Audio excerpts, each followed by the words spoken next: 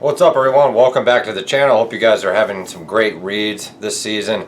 Today we're going to be making a quick announcement, and then we're going to get into there's a really loud airplane, I apologize. We are going to get into the different types of books that I'm reading, all the books that I'm currently reading, as well as how to approach them, how do I structure my reading sort of schedule, my reading routine. Then we're going to do a book haul, because I know you guys love the book hauls.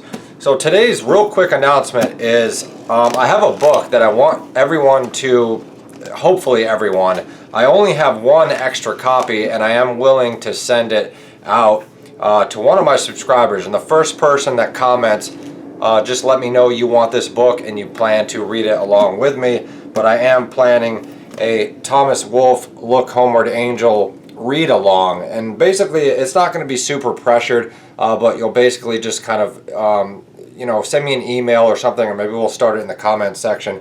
Haven't exactly figured it out, but we are going to read this beautiful novel by Thomas Wolfe, and I plan to make a video talking about why I love Thomas Wolfe and why everybody should read Thomas Wolfe. But for now, I just wanted to make this announcement saying that we are going to do sort of a public reading together of Look Homeward Angel. I'm not sure how well structured it's going to be. This is just kind of my first little way to engage my subscribers, get somebody into Thomas Wolfe. This is a beautiful edition, and I have an extra copy of it. I have another edition, but this one's gorgeous. Just leave your, let me know in the comments if you want this. Don't put your address or anything in the comments. We'll do that privately through email or something.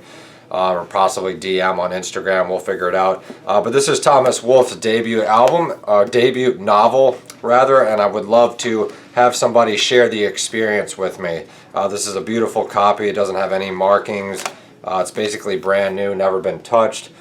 So please let me know in the comment section if you want to do this read along with me. If there's anyone else that wants to read it with us, that's fine. You'll just have to get your own copy of it for now. You might be able to order a Kindle version or something, but please let me know in the comments. The first person that comments, as quickly as I can get to, this book will be sent to you, and you can start reading it along with me.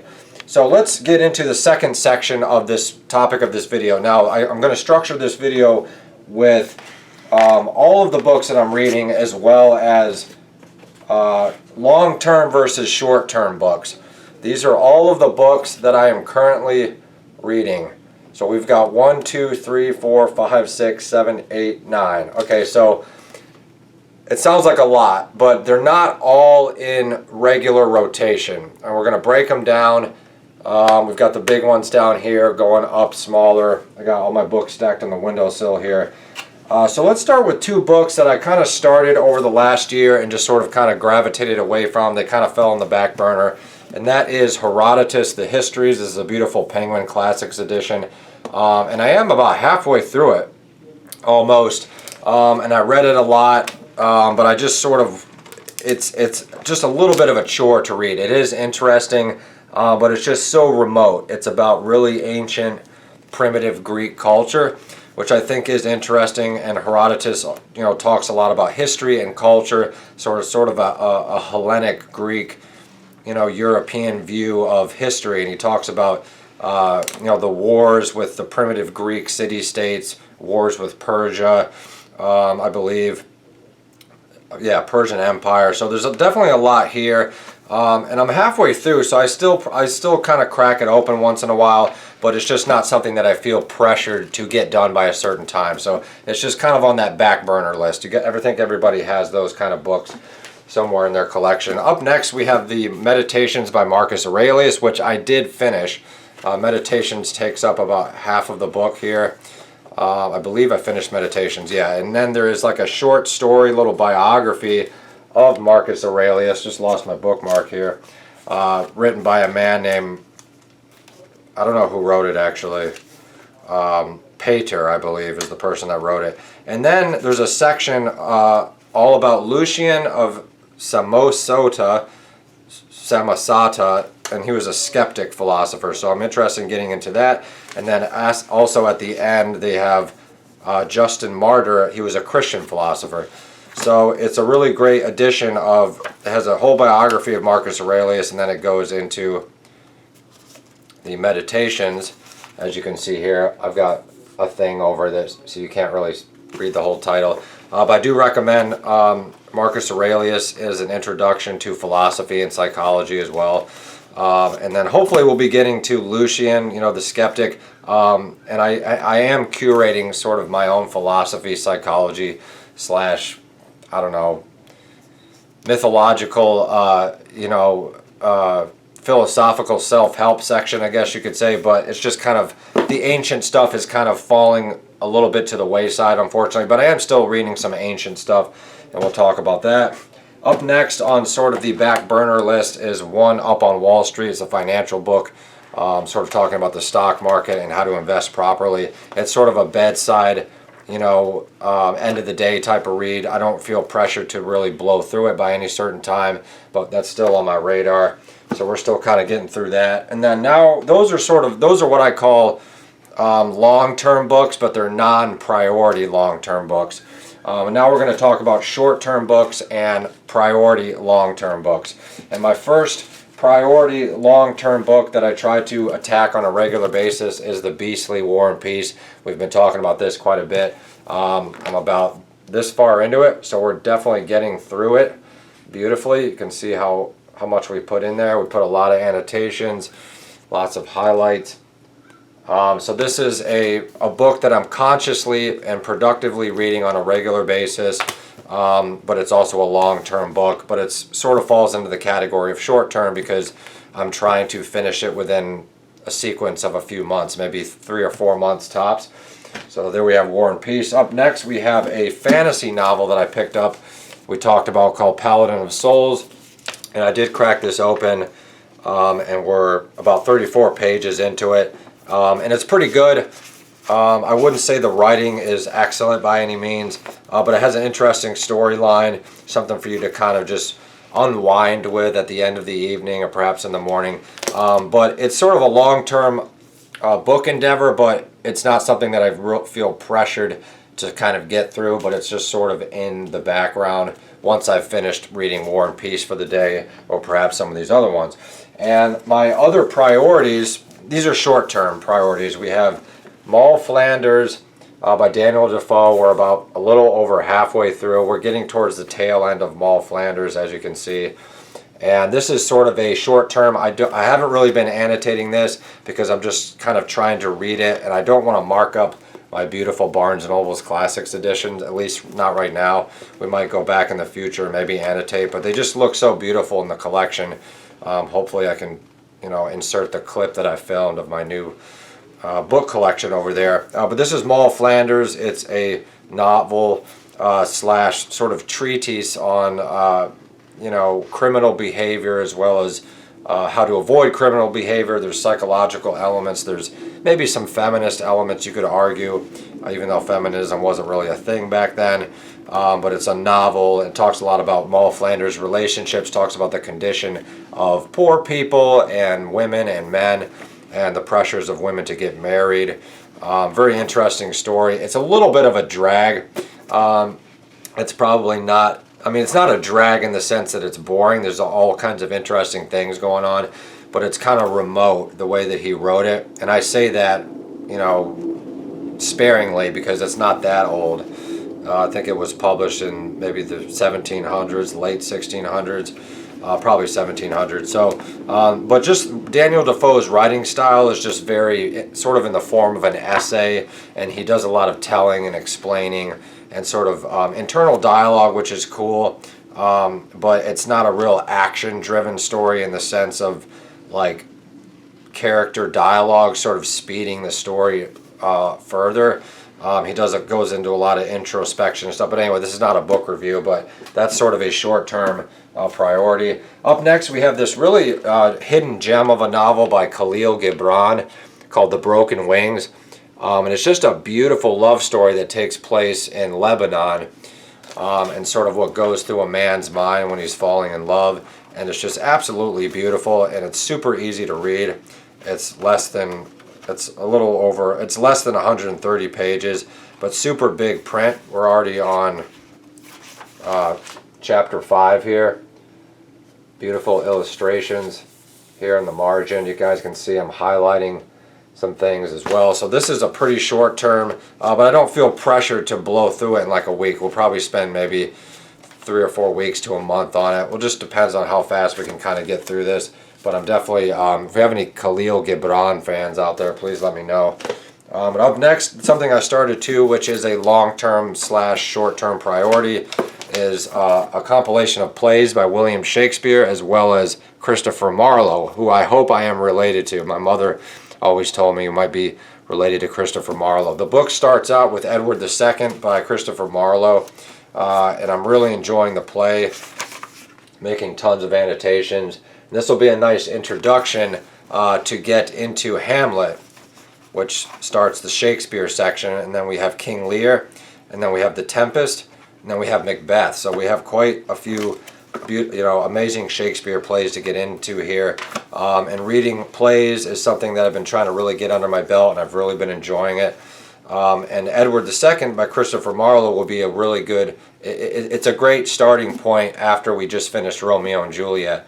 So I planned on going back to Shakespeare immediately, but I figured since the Christopher Marlowe play is in here, it's the first section of the book, and it's not really that long. It's only this much, and we're all, not quite halfway through it, but we're about 20 pages into it. Really interesting to learn about how, plays are written. Plays are very poetic, very beautifully written stuff, so it's good to get under your belt.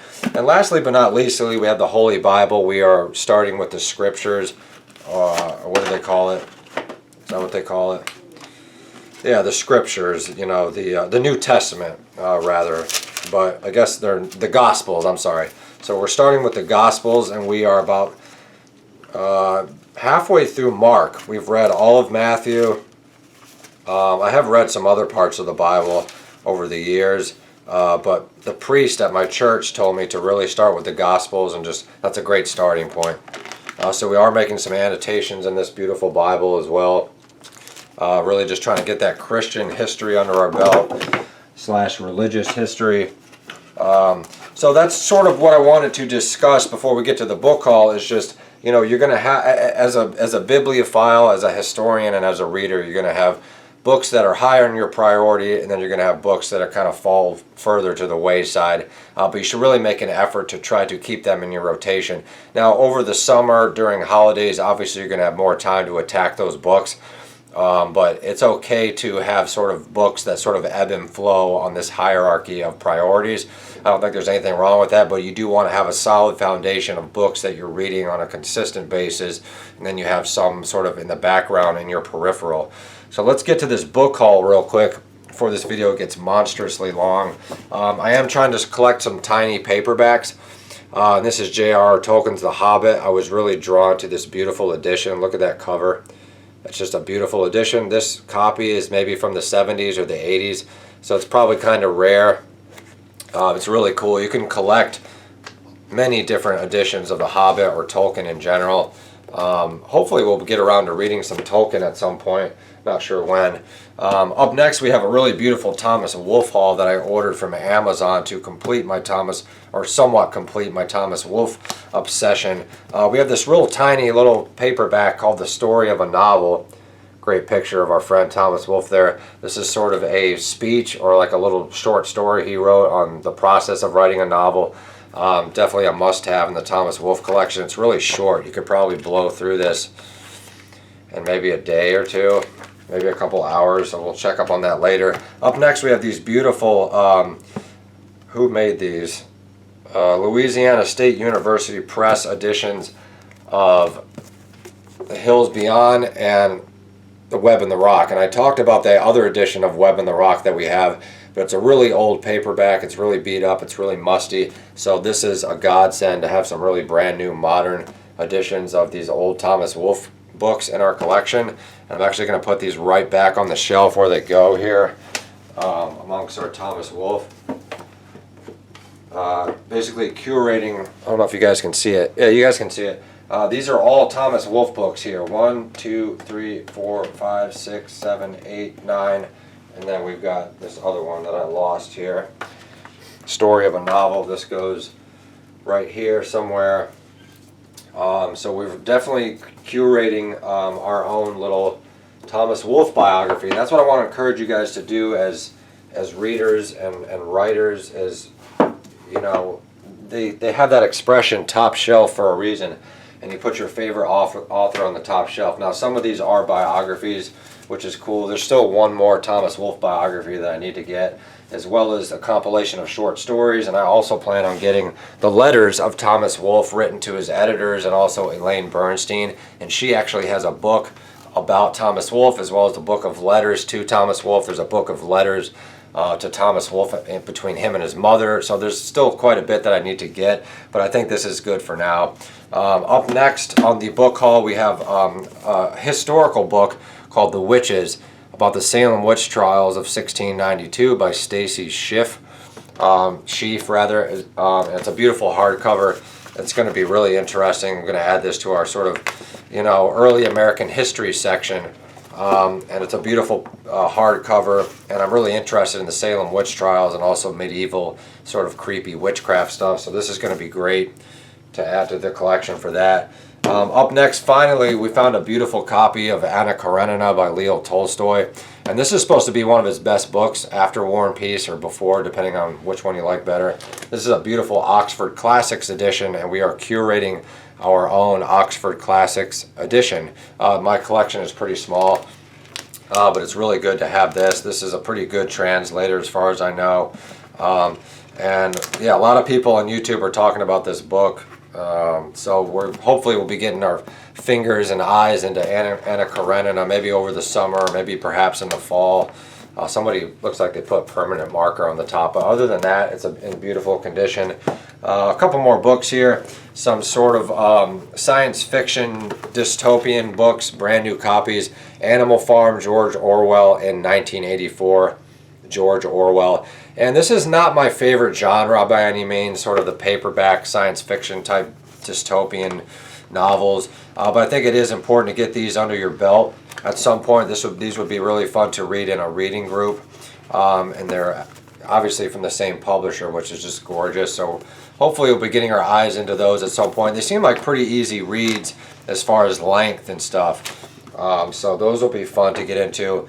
And then up next we have Shirley Jackson, We Have Always Lived in the Castle. This is a novel maybe published in the 20s or the 30s. I just really love this. This is actually a Penguin Deluxe edition. Super cool. It's got the inside cover folds there. You gotta love those. Not familiar with Shirley Jackson. I think I've heard Carolyn Marie Reeds talk about this. And I'm also trying to curate just some more female authors.